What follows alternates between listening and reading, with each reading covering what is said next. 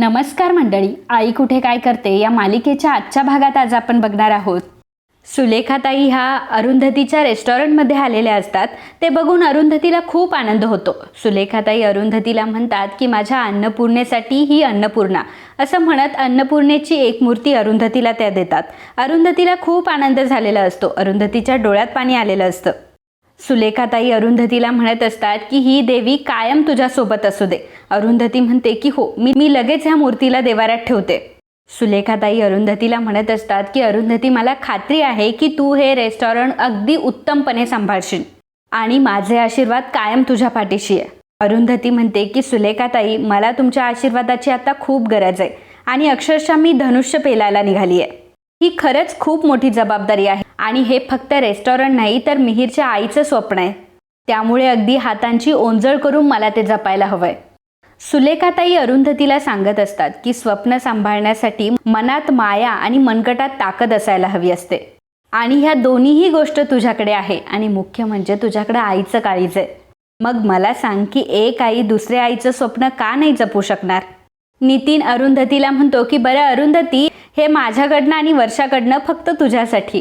अरुंधती म्हणते की याची सगळी काय गरज होती. तेव्हा नितीन म्हणतो की नाही तुला घ्यावंच लागेल. तर अनिश सुद्धा अरुंधतीला गिफ्ट देतो. अरुंधती म्हणते की काय अनिश, आता तूही आणलंस. अनिश म्हणतो की हो.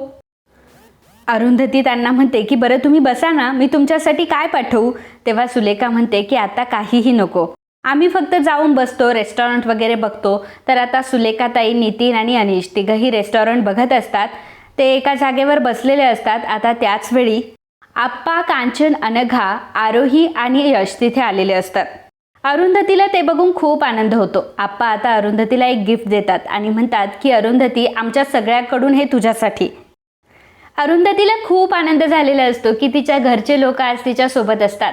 कांचनला ती म्हणत असते की आई, खरंच तुम्ही आलात. अनघा, तू सुद्धा आली आहे. मला आज खरंच खूप छान वाटतंय. मला अगदी असं वाटतंय की मी स्वप्नातच आहे. या ना, तुम्ही बसा ना सगळेजण. तेव्हा यश म्हणतो की आई अगं चिल, आम्ही फक्त तुला भेटायला आलोय. चालू देत तुझं. अरुंधतीच्या डोळ्यात पाणी असतं. अरुंधती म्हणते की खरंच मला खूप छान वाटतंय, मी तुम्हाला कसं सांगू हे सगळं. आणि मग आप्पांचा आणि कांचनचा ती आशीर्वाद घेते.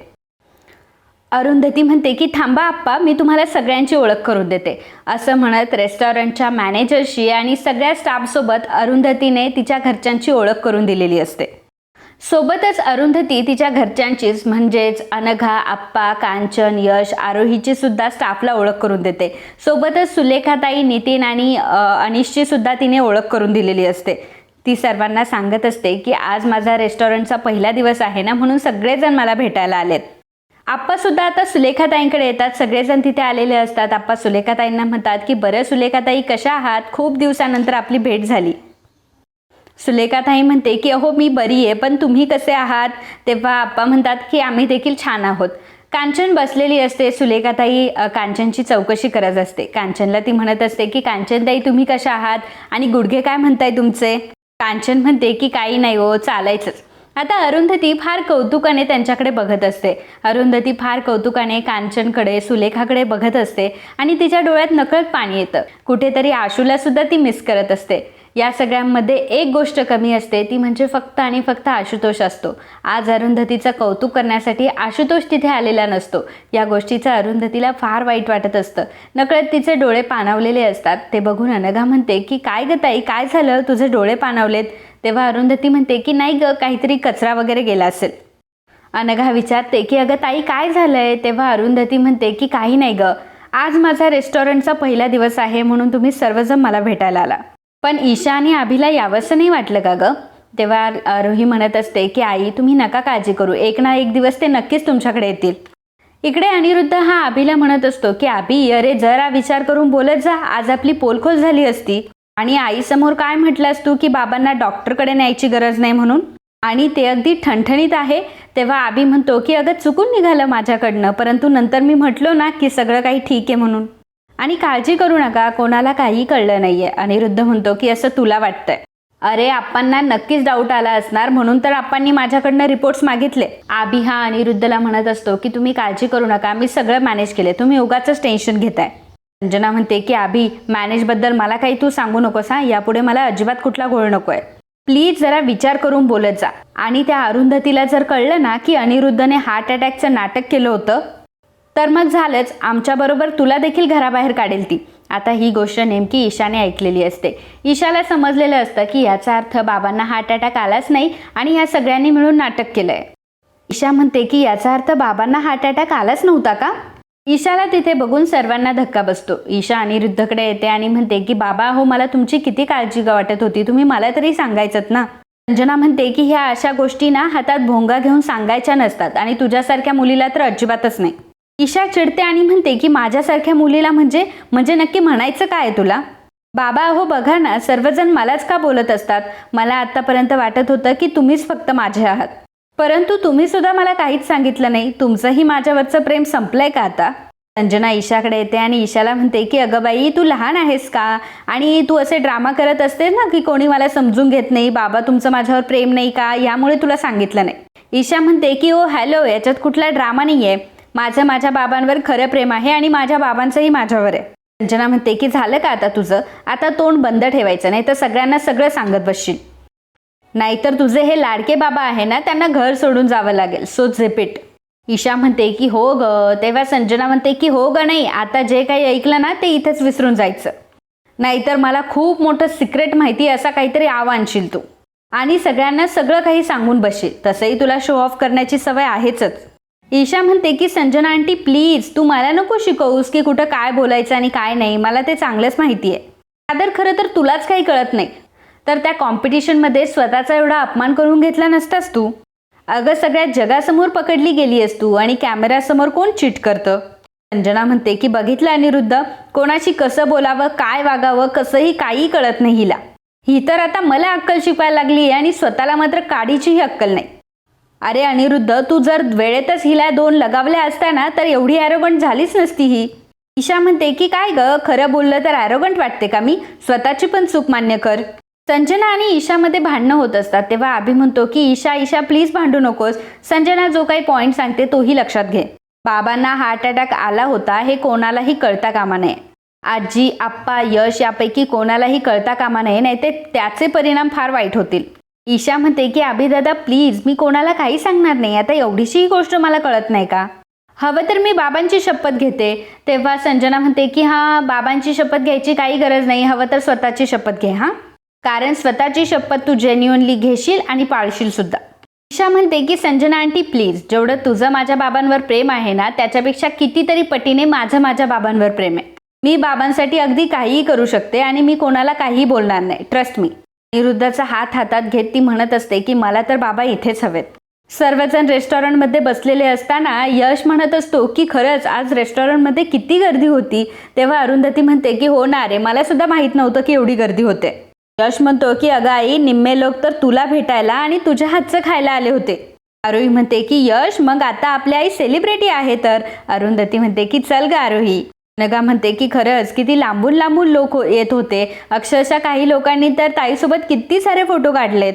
सुलेखा अरुंधतीला म्हणत असते की अरुंधती अशीच नेहमी प्रगती करत राहा. तुझ्या कुकिंग स्किलला तर काही कॉम्पिटिशनच नाहीये.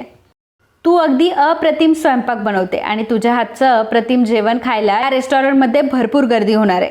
पण त्याचबरोबर तू एक चांगली गायिका आहेस हे मात्र विसरू नकोस. हां, अनिश म्हणतो की आजी एक्झॅक्टली मी सुद्धा हेच म्हणणार होतो. आणि मॅम प्लीज तुम्ही तुमचं गाणं कंटिन्यू करा. आय नो तुमचं शेड्यूल आता बिझी असणार आहे, परंतु तुम्ही गाण्यासाठी वेळ काढत जा. काहीही झालं तरी गाणं मात्र सोडू नका. तेव्हा अरुंधती म्हणते की नाही, मी गाणं तर सोडणारच नाही. शेवटी गाणं हा माझा श्वास आहे आणि शेवटी आशुतोषनीच या गोष्टीची मला खात्री करून दिली आहे. त्यांनीच तर माझं गाणं फुलवलंय. ते गाणं मी असं तसं कोमेजून अजिबात देणार नाही. मी शेवटपर्यंत गात राहणार.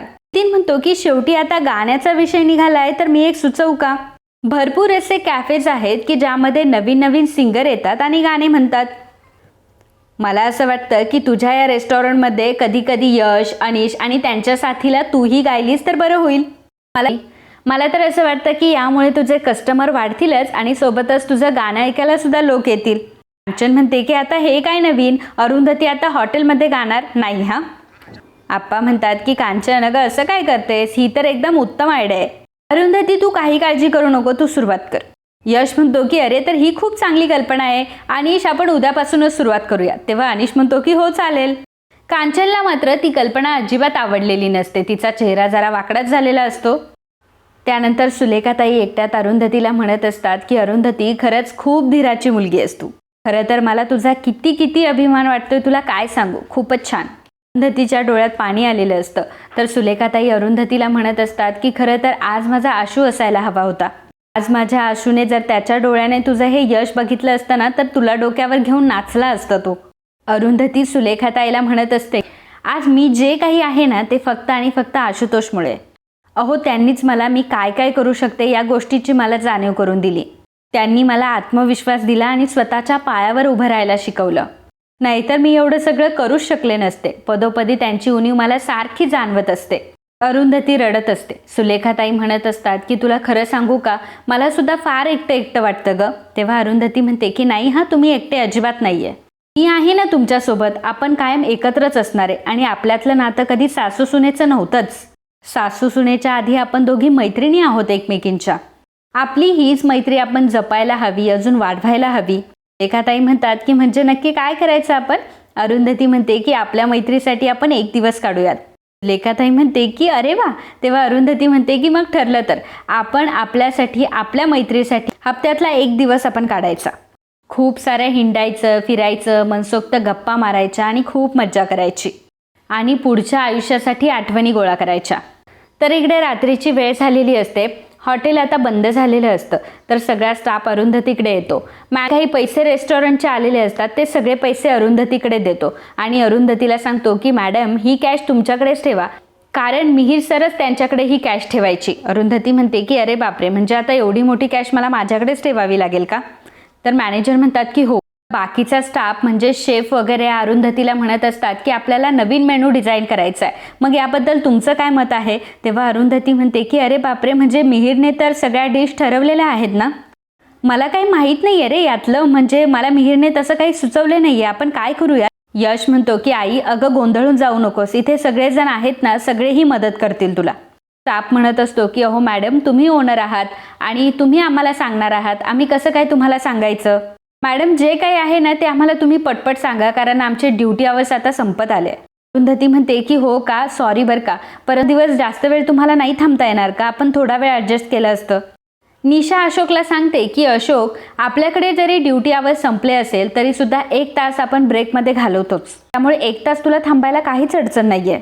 मग निशा अरुंधतीला सांगते की मॅडम, तुम्ही काही काळजी करू नका, आम्ही सगळे थांबू. आणि मॅडम, एवढे टेन्शन घेण्याची काही गरज नाही आहे, आपले शेफ तुम्हाला सगळं सोप्या भाषेत समजून सांगतील. शेफ दीपक आता अरुंधतीला सांगत असतो की मॅडम, आपल्याकडे दर दिवसाचा मेनू हा ठरलेला असतो, म्हणजे मंडेला काय बनायचं, ट्यूजडेला काय बनवायचं, हे सगळं प्लॅन आपल्याकडे असतं. आणि त्या व्यतिरिक्त जर वेगळा काही पदार्थ जर बनवायचा असेल तर आम्ही रात्रीच्या वेळी मिहीर सरांसोबत बसून डिस्कस करून मग तो पदार्थ ठरवायचो आणि मग त्याची इन्व्हेंटरी पण तयार करायचं. अरुंधती म्हणते की ठीक आहे, काही हरकत नाही, तुम्ही बसा ना, म्हणजे आपण सगळं काही डिस्कस करूयात. शेफ अशोक म्हणत असतो की आता आपल्याला इन्व्हेंटरी बनवावी लागेल. तेव्हा अरुंधती म्हणते की ती कशी बनवायची असते, म्हणजे मला काही माहीत नाही, तुम्ही सांगाल का. अनिश म्हणतो की आपण एक काम करूयात का, आपण अरुंधती मॅडमला सगळं काही प्रॅक्टिकली करायला सांगूयात, म्हणजे एका दिवसाचा मेनू तुम्ही करून दाखवा आणि पुढच्या दिवसांचे मेनू त्या करतील. अरुंधती म्हणते की हो हो, जर मला एकदा कळलं ना तर मग मला सोपं जाईल ते. यश म्हणतो की अनिश, आपण एक काम करूया, आपण दोघं गाण्यांची प्रॅक्टिस करूया की आपल्याला कुठले कुठले गाणे ह्या रेस्टॉरंटमध्ये म्हणायचे आहेत आणि मग आई आणि बाकीचा स्टाफ मेनू डिसाईड करतील. यश आणि अनिश दोघंही आता गाण्याची प्रॅक्टिस करत असतात. तर दुसरीकडे अरुंधती तिच्या स्टाफसोबत बोलणं करत असते. अनिश आता मायेच्या हळव्याने हे गाणं म्हणतो. अनिश जेव्हा गाणं म्हणत असतो तेव्हा रेस्टॉरंटचं वातावरण अगदी मंत्रमुग्ध झालेलं असतं. एकीकडे दोघं जण प्रॅक्टिस करत असतात, दुसरीकडे अरुंधती तिच्या स्टाफसोबत बोलत असते. कामाला आता झपाट्याने सुरुवात झालेली असते. दिवशी सकाळी आरोही ही यशला म्हणत असते की यश, आम्ही त्या दिवशी जानकीमुळे सकाळी सकाळी निघून गेलो, परंतु मग त्यानंतर तुम्ही रेस्टॉरंटमध्ये काय केलं सांग ना मला जरा. यश म्हणतो की काही नाही ग, आम्ही आईला मदत करत होतो, काल तिचा रेस्टॉरंटचा पहिलाच दिवस होता ना म्हणून, त्यामुळे जरा ती गोंधळून गेली. आरोही यशला म्हणते की खरंय तुझं, खरं तर एवढं मोठं रेस्टॉरंट अनुभव नसताना सांभाळणं खूप कठीण आहे. मी आणि अनघा जर जास्त वेळ थांबू शकलो असतो तर बरं झालं असतं. तेव्हा यश म्हणतो की काही नाही ग, ठीक आहे. अगं सगळं काही मॅनेज झालं, शेवटी मिहीरचा स्टाफ आहे म्हटल्यावर काही प्रॉब्लेम नाही. आरोही म्हणते की हो खरंच तो सगळा स्टाफ चांगला आहे नाही का.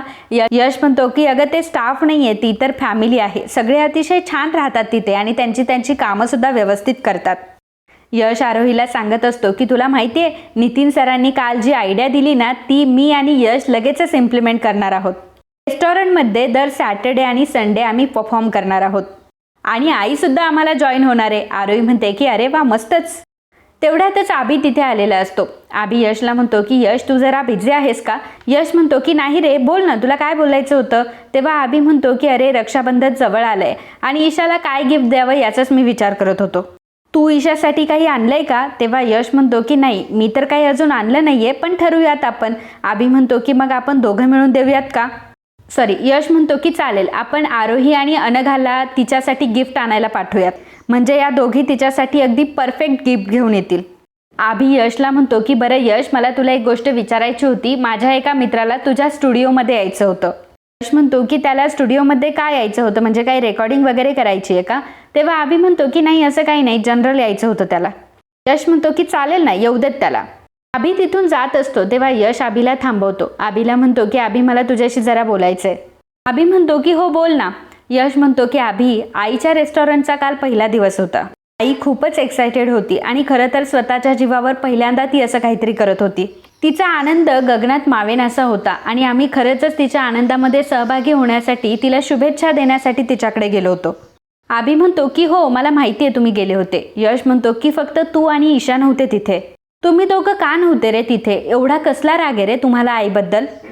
तुम्हाला माहिती आहे काल एवढा आनंदाचा दिवस असताना सुद्धा आईच्या डोळ्यात पाणी होतं. आरोही सुद्धा आभीला म्हणत असते की हो आभी दादा, आई तुमला आणि यशला खूप मिस करत होत्या. तुम्ही दोघांनी सुद्धा तिकडे यायला हवं असतं. खरंच आईंना खूप बरं वाटलं असतं. यश आभीला म्हणत असतो की आभी, अरे तुझ्या मनात जर काही जुनं काही साठून राहिलं असेल ना तर प्लीज ते मनातून काढून टाका रे. आभी तुला देखील माहिती आहे की आई अशी बिलकुल नाही आहे. तिचं माझ्यावर, तुझ्यावर, ईशावर खूप प्रेम आहे.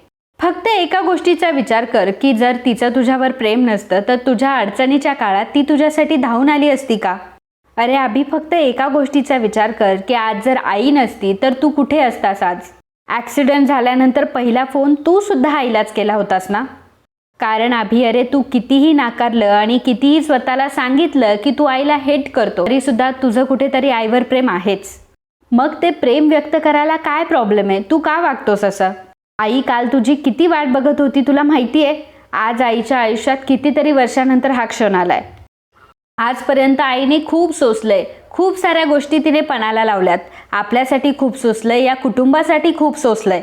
आणि हे बघ आभी, आपण तिच्यासाठी एवढं काही करू शकत नाही, परंतु जरी आपण तिच्यासाठी काही करू शकत नसलो आणि तिलाही आपल्याकडनं काही अपेक्षा नाही आहे, परंतु आपण मात्र तिच्यासाठी एवढं तर करू शकतो ना की आपल्यामुळे तिच्या डोळ्यात कधी पाणी येणार नाही. आभी खरंच तिने आपल्यासाठी जे काही केलं आहे त्याची परतफेड करणं खरंच शक्य नाही आहे आणि तो हिशोब मांडणं सुद्धा चुकीचं आहे.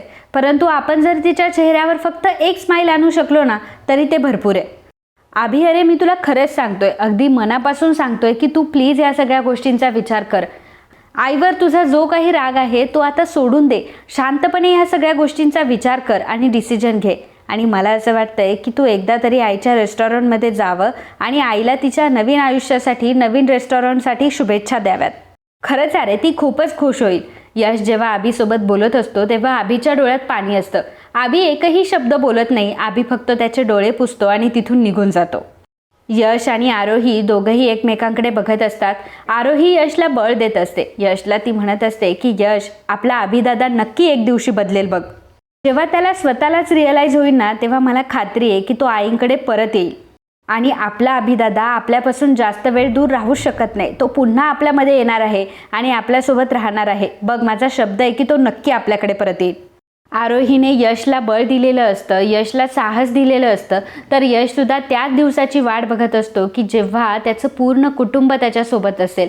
म्हणजे आभी, ईशा आणि आई तिघंही एकत्र असतील. आभी, ईशा त्यांना जॉईन करतील आणि त्यांनासुद्धा आईबद्दल प्रेम निर्माण होईल. ते सुद्धा आईचा आदर करायला लागतील. तर याच दिवसाची यश वाट बघत असतो. आणि मित्रांनो, आजचा हा भाग इथे संपतो. पुढील भागात आपल्याला बघायला मिळणार आहे अरुंधतीला शुभेच्छा देण्यासाठी आभी हा रेस्टॉरंटमध्ये आलेला असतो आणि तो अरुंधतीला म्हणतो की आई, मला तुझ्या रेस्टॉरंटमध्ये नोकरी मिळेल का. तेव्हा अरुंधती म्हणते की अरे पण इथं काय काम करशील तू. तेव्हा अभि म्हणतो की तू जे काही काम देशील ते काम करायला मी तयार आहे. अरुंधती म्हणते की ठीक आहे, मग आपण सुरुवात करूयात कामाला. त्याचवेळी संजनाचा अभिला फोन आलेला असतो.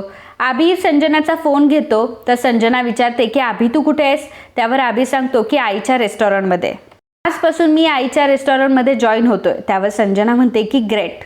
संजना अभिला म्हणत असते की अभि अरुंधतीला अजिबातही आपल्यावर संशय येता का. अभि म्हणतो की तू त्याची काळजी करू नकोस, तिला काही डाऊट वगैरे येणार नाही, फक्त हे सगळं बघायला तू हवी होतीस. अरुंधतीला मात्र खूप आनंद झालेला असतो की तिचा मुलगा आज तिच्याकडे आलेला असतो. ज्या दिवसाची ती खूप दिवसांपासून वाट पाहत होती तो दिवस आज आलेला असतो. तिचा अभि आज तिच्याकडे आलेला असतो आणि तिच्याच रेस्टॉरंटमध्ये तो काम मागत असतो. अरुंधती म्हणत असते की खरंच आज माझ्या आयुष्यातला खरंच सगळ्यात खूप आनंदाचा दिवस आहे. माझा अभि आज माझ्याकडे परत आलाय म्हटल्यावर आजपासून त्याचं जे सुख असेल तेच माझं सुख असेल. तर मित्रांनो, आजच्या या भागाबद्दल तुमच्या काय प्रतिक्रिया आहेत आम्हाला नक्कीच कळवा.